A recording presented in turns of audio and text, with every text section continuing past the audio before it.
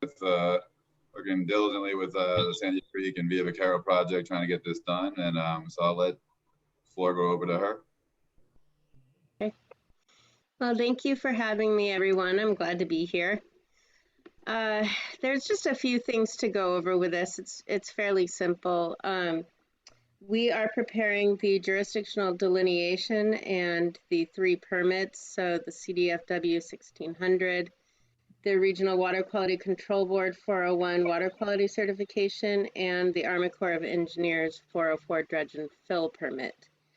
The JD is done. I need to just check the acreages that the staff biologist put into the report to make sure that they align with the spreadsheets that GIS gave us, and then I'll be sending that over to Ron.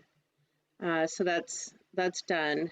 The permits, I need to check the acreages as well, and then we just have a couple outstanding items that Ron and I need to work out, like some of the dredge and fill calculations, the volumes, the cubic yards of dredge and fill specific to each of the jurisdictions, and then those will be done.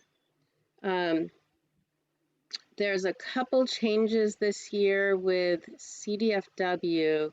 Their 1600 permit is now online due to COVID-19 restrictions. So I believe Jim will have to go online and create an account. So a month or so ago, I sent you an email with a link to the new website, EPIMS. I can send you the link, but you need to make an account and make a password, and then I can transfer the paper form, the electronic paper form that's usually submitted hard copy to the agencies. I can transfer that into the online version for you.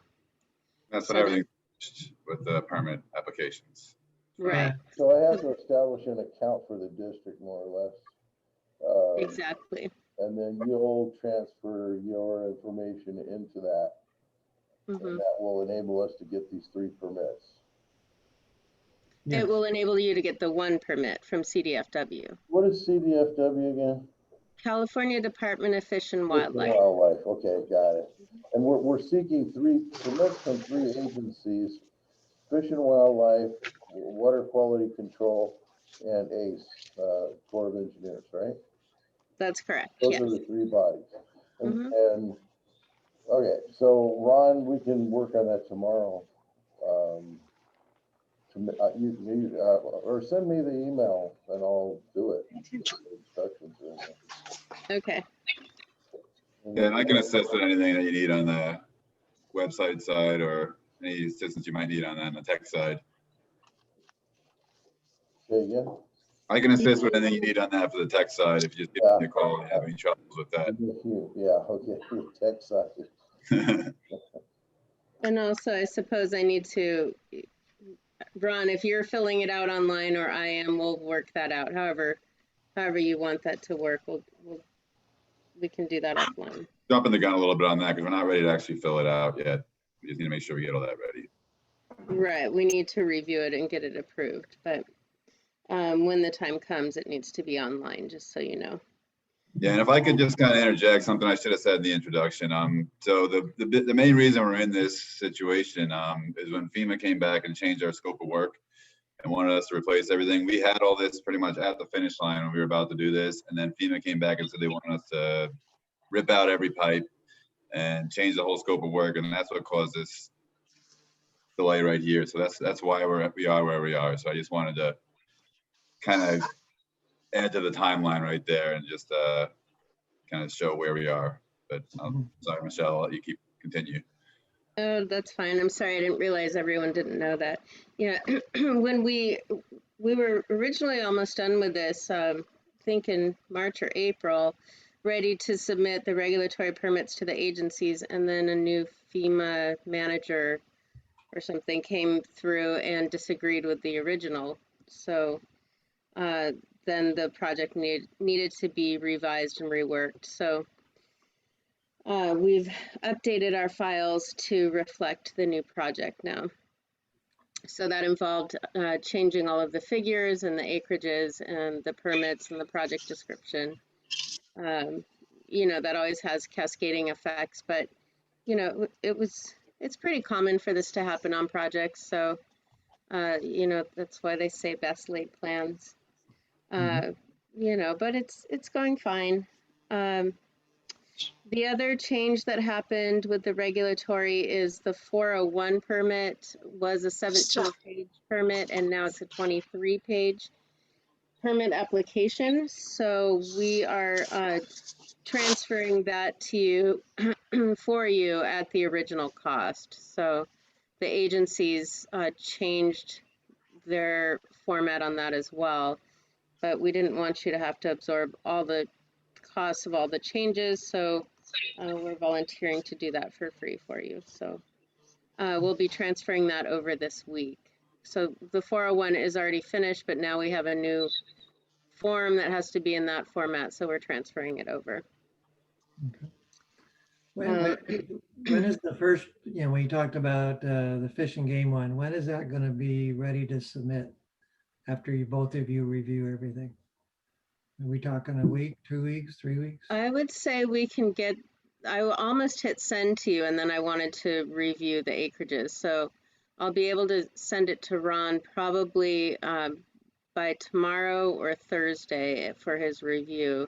I can probably send the JD tonight. Okay. So those are just going to be out the door immediately, and then it depends, you know, how long it takes to do the review and if there's anything that needs to be updated that we weren't aware of, or, you know, just details. Okay. So probably within the next couple of weeks, I would say. All right. Do you agree, Ron? I agree, yeah. Once we get that, I'll jump right on. Big picture, which is what I think the committee is interested in. And the reason that we ask you to come, Michelle, is more or less to cover us, because every 30 days we tell the committee, oh, it's in progress, it's in progress. How long? Oh, another 90 days. And it just keeps going and going and going. So we thought if you could just kind of legitimize us and tell the committee, like, the committee wants to get their road open again. That's what they're interested in, you know, representing the citizens. And this is kind of, we hope to be in construction right now before the rainy season, and that's been pushed off. And I guess everybody's concern is we pushed this off so many times. Are we really going to be able to do this in spring? So that's kind of the question. As far as I understand, yes. Environmental thing. How much more time? So, okay, so going back to what happened this year, you know, COVID kind of hijacked all of the agencies. So a lot of the agency personnel were pulled from their posts and put into contract tracing positions. And so there's a lot fewer regulators to review permit applications. So that was the first thing that happened. The second thing that happened is they changed all of their permit formats, and some new laws went into effect based on the current administration changing the clean water rule, and then the state of California's response to the new clean water rule, which was, it was called RAP, the Wetlands Riparian and something protection policy. So it's a new policy that's really, really lengthy and convoluted and a little bit overwhelming. So I've done a few conversations with the agencies trying to understand what they need from us now. But it doesn't look like it's going to affect your project because you have a perennial waterway. So my understanding, the way everything stands right now, is that your project will be permitted in the same way that we're used to pursuing permits, knock on wood.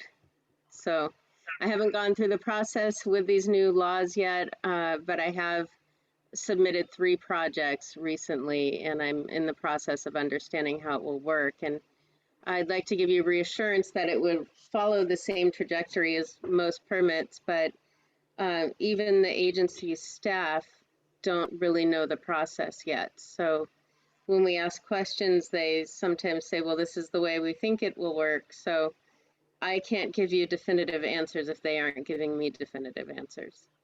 And But, that's the best we can do with this. So can you, give us perhaps some advice or your best guess? Cause we don't know. I think absolutely if we submit these permits, you know, by November, it will take 90 to 120 days maybe to pass them through. But the constraints for this project are the same that I've always harped on and, you know, put into the proposal, is that you could reach a snafu if they say, why didn't you prepare a biological study and why didn't you do surveys for endangered birds? But those are two line items I put in the proposal and said you'll probably be required to do these things. But we decided, let's move forward, let's see if they accept it without them. So I think you're in good shape though, because if they do want those line items, then you just do the survey in the spring. But But we want to be in construction in the spring. Well, well, okay, so what I can argue is that there is not, and that's what I said in an email to Ron, is that I can argue there's not suitable habitat, but it's based on the agency personnel's decision. So, you know, we'll wait and see what happens. Let's go through the permitting process.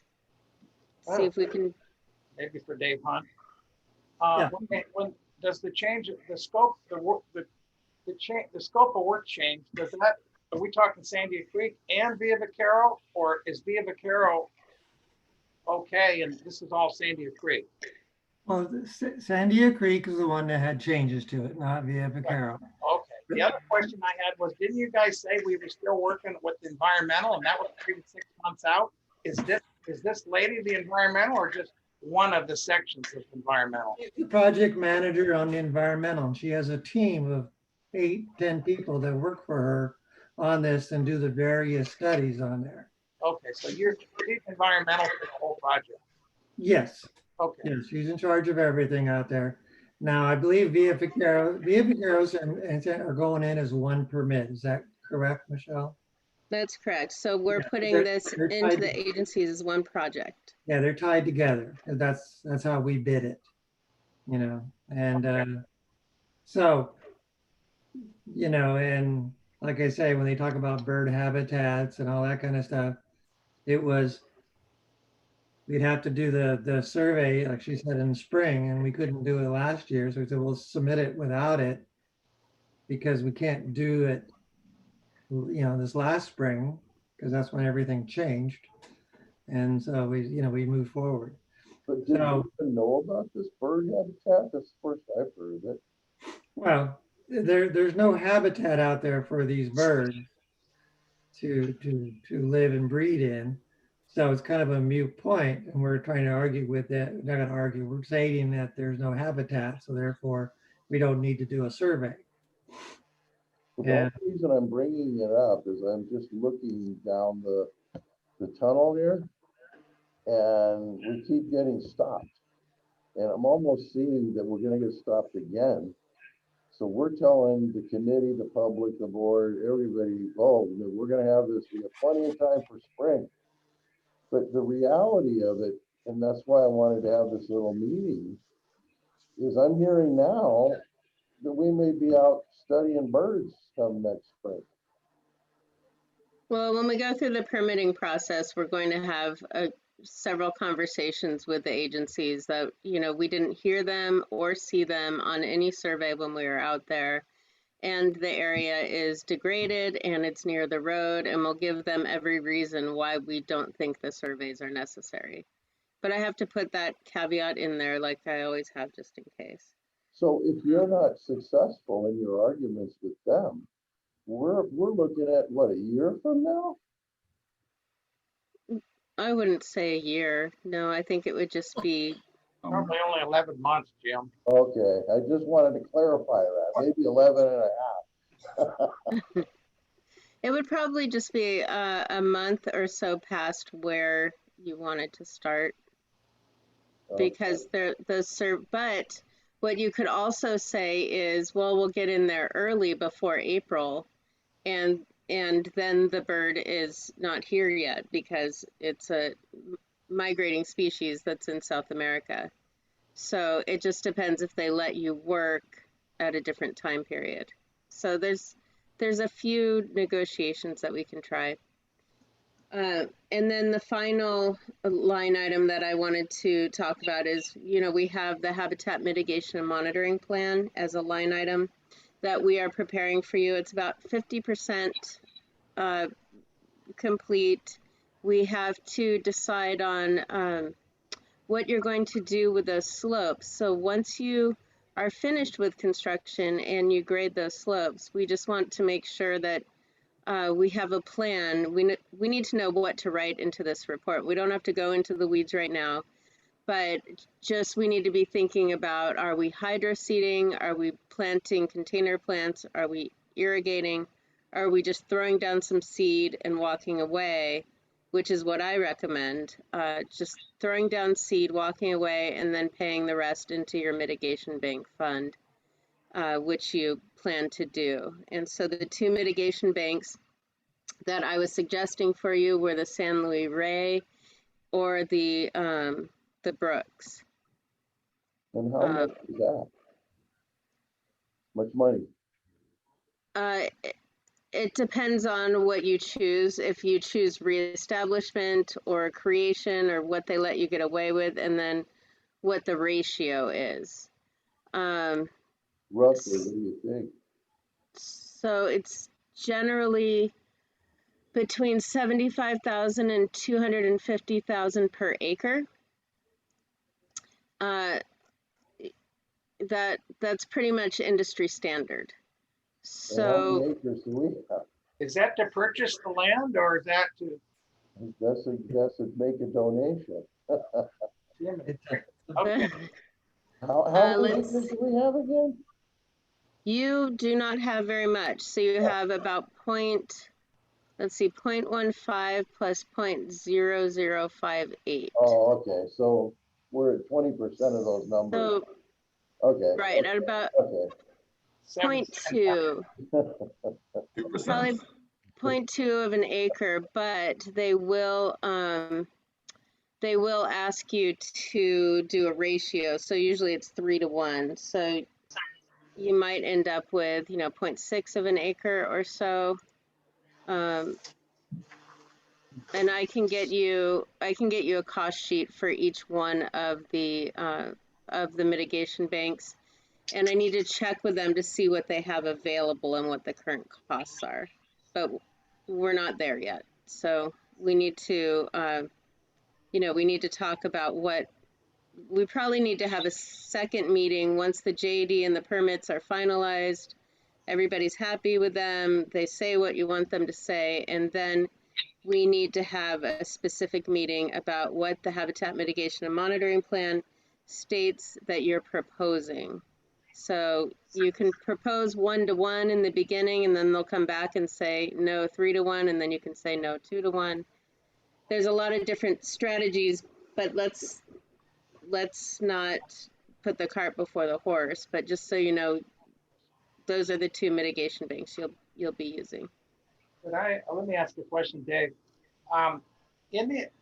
Is all these hoops that we're jumping through in order to meet requirements for FEMA to get funded? If we were fixing this road on our own, and we didn't need outside funding, we wouldn't be doing bird studies and all this other stuff. No, you would, because it's a blue line stream, and you cannot construct in a blue line stream.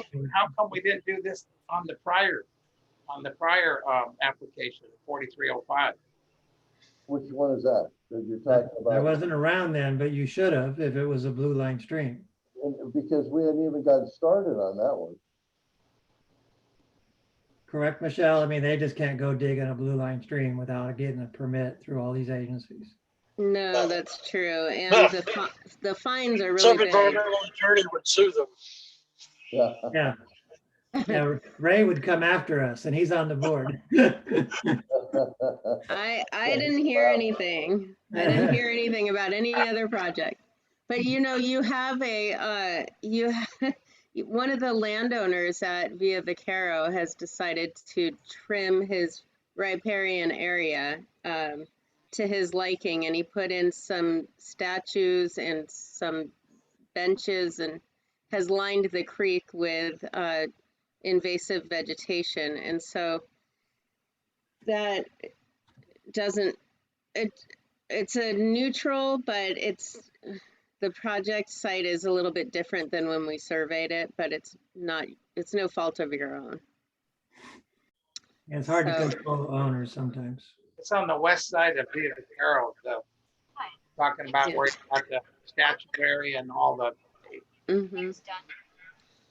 Yeah, I went back and I thought, oh gosh, okay, he could be fined, but you wouldn't be because he's the one that did it. So, but there's a few problems with it. First of all, the reason that you're doing the project to begin with is because the waterway floods and overflows and blew out. And so it's presumed that all of his nice decorating along the creek would blow out every winter. Even if the drainage problem didn't exist, the way that he's decorated it on the stream, those streams are meant to flow at high capacity during storms. So I think he's in for a rude awakening next time a big storm flow comes through.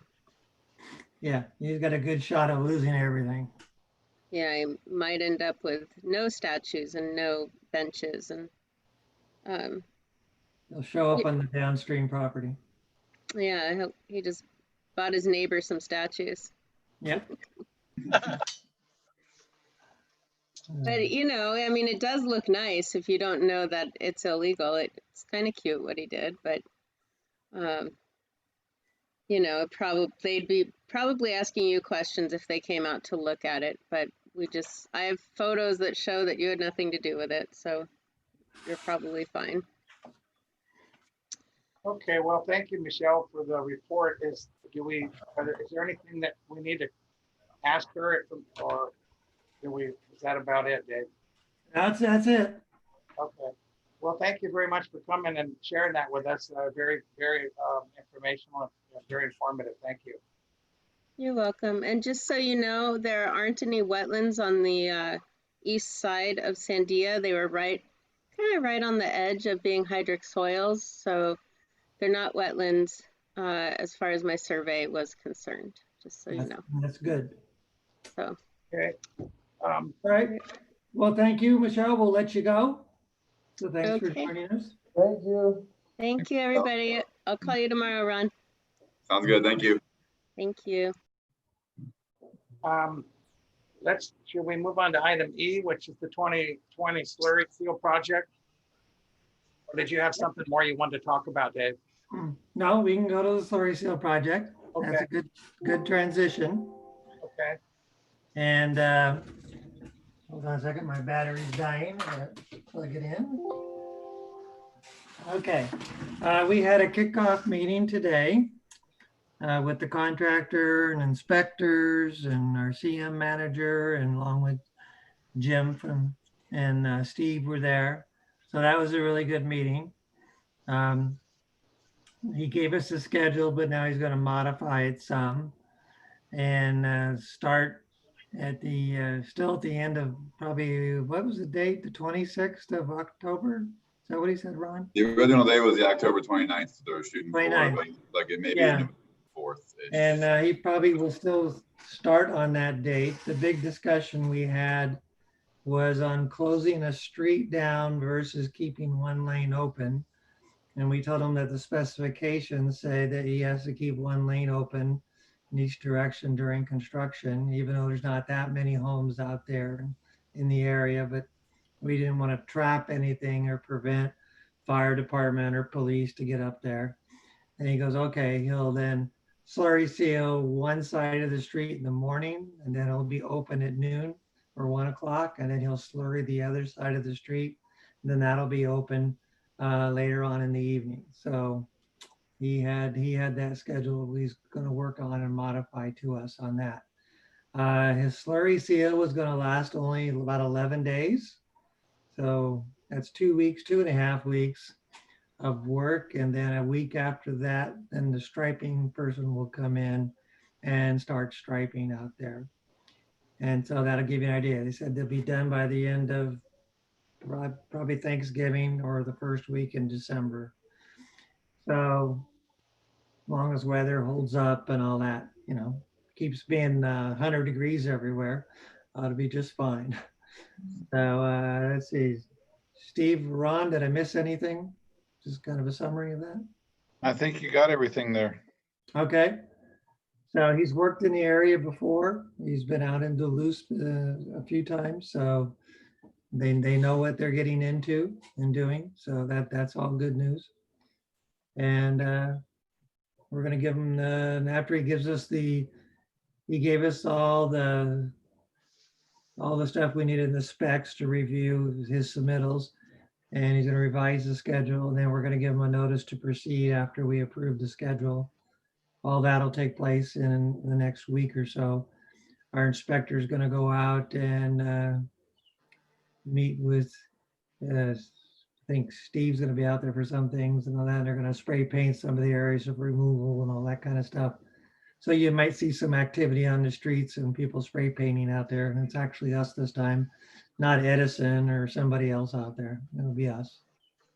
And that's it on the slurry seal project. Moving forward.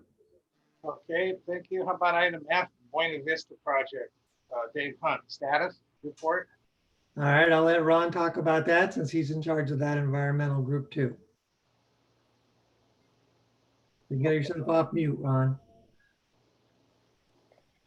Did you lose the button on the bottom left-hand side? I got it. I was just my last email here from Lorraine on that. But right now, I mean, we're still going through the environmental process right now. Lorraine did finalize the NSHCRP, which is one of the studies that needed to be done. So that's one of the first steps there. And then she did file a notice of exemption. So that's the last thing that was done, and that needs to be done for just to construct a project. So we need she's gonna file that once we get. I need to talk with Jim and get finalize that. That just came in yesterday. So we can get that thing. We can get everything filed and get going with that. But I'm trying to find my email here that had the timeline here. Sorry about this. All right, so it looks like based on the timeline, they're saying the drafting the application packages on October 7th to the 28th, and then the 29th to the 4th, they're saying they're going to have it for review. And basically the main thing is they're looking at submitting permits around the end of November. So we're moving that one along. Everything's going smoothly with that. We have that report already created right now. Now we're just going through the application for the permits. This one's going to be a little smoother because it's, we're not using the FEMA on that just because we're not going to have too much back and forth on that. So we can get that in by the 23rd is what they're being held to ask. Okay, and big picture will be done, ready for all the permits next spring. So the permit review and approval process can take anywhere from 4 to 7 months. And that's a padded number with COVID right now. Yeah, okay. So that'll take us out there. So then we'll, after we're done with that, we still don't have board approval yet to actually build it. So once we're done with the environmental, and then we'll bring it back to the board and basically say, hey, do you want to construct this? We're ready to go out to bid. So that'll happen, could happen same time we're doing Sandia Creek and Via Vaqueros. So, or we can delay it. I'm not sure how long the environmental reports can wait. I mean, if we have it, you can at least, I think, go out, maybe Ray knows this. Are they good for like 3 years? Something like that, Ray? Typically, I would be inclined to say I wouldn't go over a year. Okay. I knew there was a certain time frame on those. I wasn't sure if it was 1 year or 3 years. So the board could actually, delay it till the following summer if they wanted to or that, but that'll be something we will bring back. We'll bring it to the engineering committee and then see what you guys want to do and then take it to the board. So big picture, that'll be the schedule on that. Dave, you're using a different consultant on Point of Vista. Right. Some of the information that Michelle dropped tonight, which seems to be common every time I meet with them, there's more surprises. Yeah, we'll make sure Ultra Systems aware of everything Michelle just told us. She's talking about all kinds of regulatory changes that have been made on Blue Line Streams, and that's the same. And she's also saying there's no personnel down there, which I'm reading about in the papers and stuff. And that's why she told us 4 to 7 months, just because of all the We need to changes. talk to them We, and make sure we don't run into that snag, 3 or 4 months from now. They're backpedaling on that project too. oh, yeah, well, actually, those snags we'd run into as soon as we try and make a submittal on it. Those all come up right then.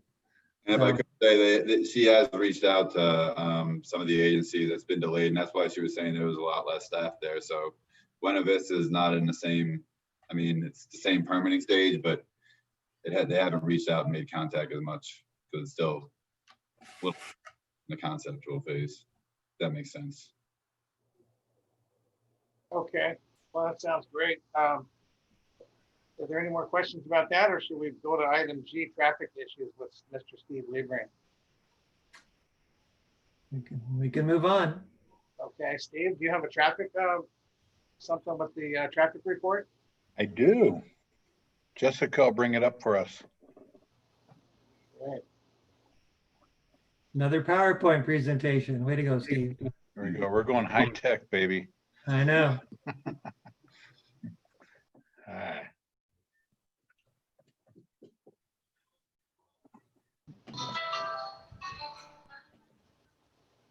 Miss Jessica, can you advance the slide for us? All right.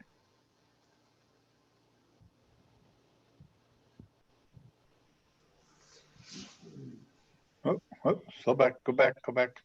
All right, here we go.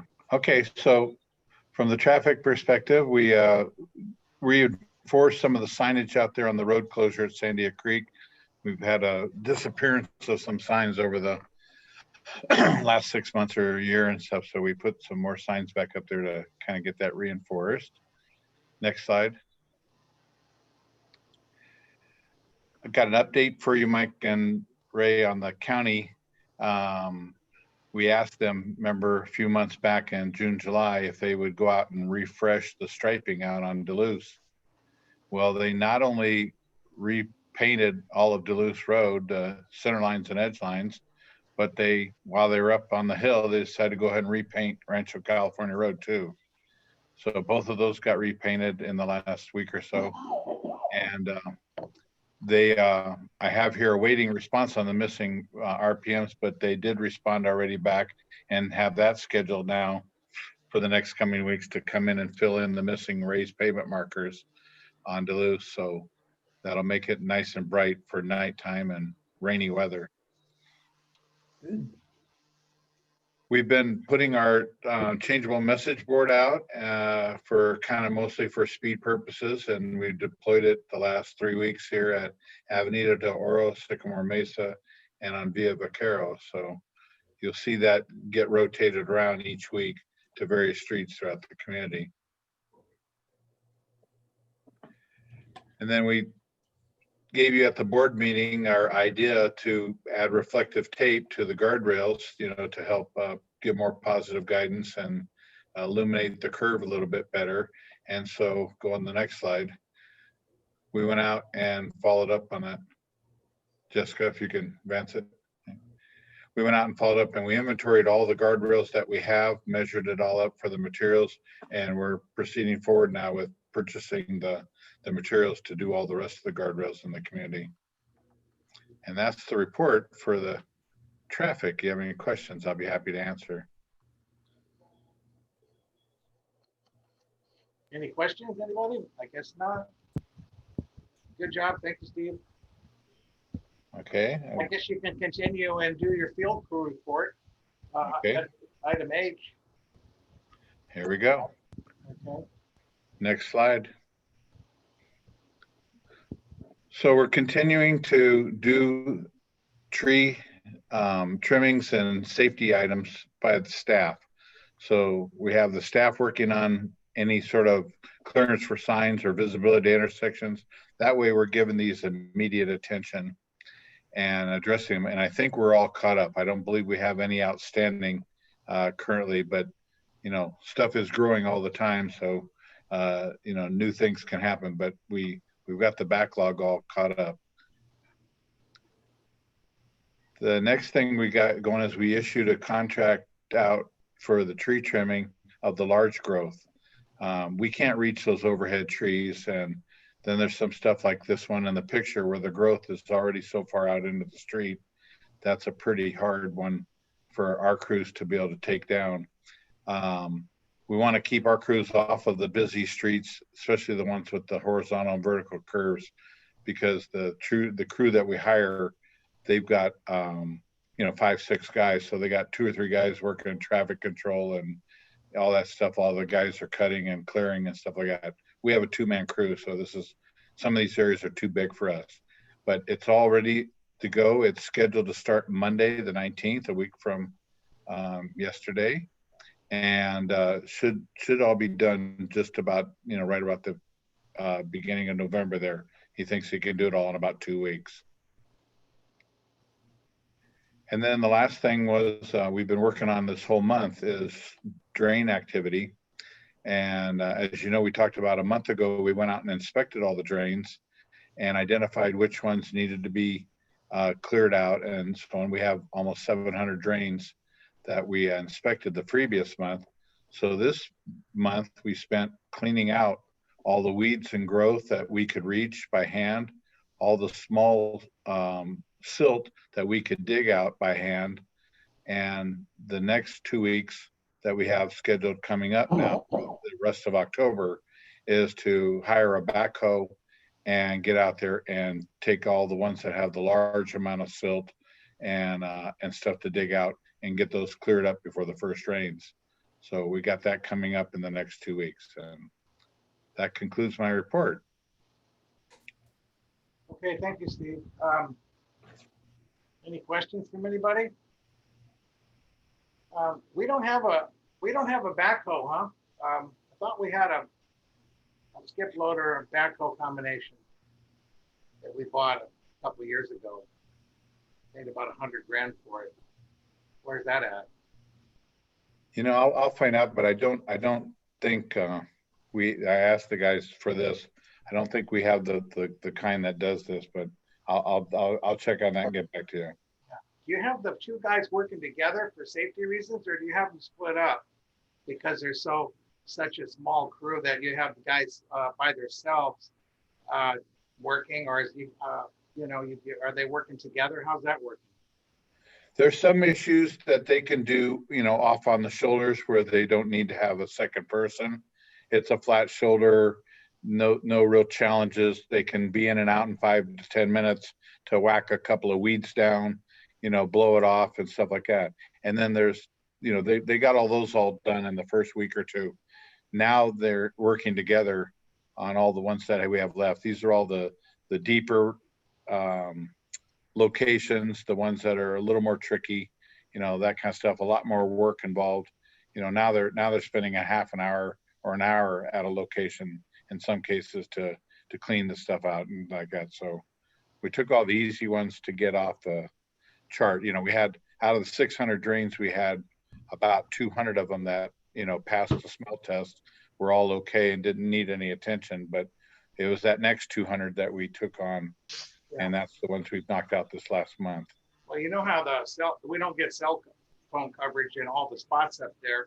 Typically, I know we've had 2 men or more crews when we had back when we had the other guy working for safety reasons. If the guy falls down the cliff or hurts himself, he can't call out because the cell phone don't work. So that could be an issue. I think it's good that you try to, I have a policy here at my place where we can't have one guy in the building, working. We have to have two. So I'm sure you got it under control, but I just wanted to point that out because I had been out in the district. I had a few days off in the last few weeks, and I saw the guy. I saw him working one at a time, and I didn't stop and say anything, but I just drove past. But just a question. So thank you. Okay, that's item H. HI. Item I, Jim, if you have anything on permits, subdivisions, or map? Actually, Dave does. We got a Okay. couple large permits going right now, or Dave? Yeah, we mentioned last time, I think I gave you plans of what the water district was planning on putting a 24-inch water line down the road in there. We gave a bunch of comments on there, and we had a meeting between Steve and I and their engineers. It went very well. I told them in an email that I was concerned about the width of their trench going down our street and how wide it was going to be and how it was going to basically take out most of the roadway, or at least half of it, and leave 2 slivers on both sides. And during our meeting, we got them convinced that they needed to grind and overlay the entire travel lane that they're going down.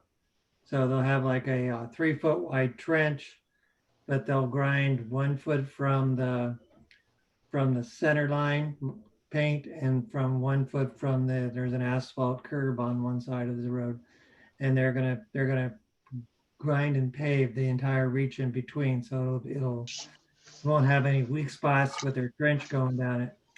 We also asked them to try and move their pipeline over on just one side of the road, because in a couple of reaches it was meandering across the street. And they're going to put different angle points in there and try to accommodate that as best they can to make it easier for construction and safety while they're building it.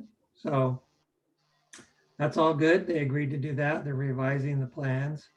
They won't be building this until he said maybe next February or March, in that time frame.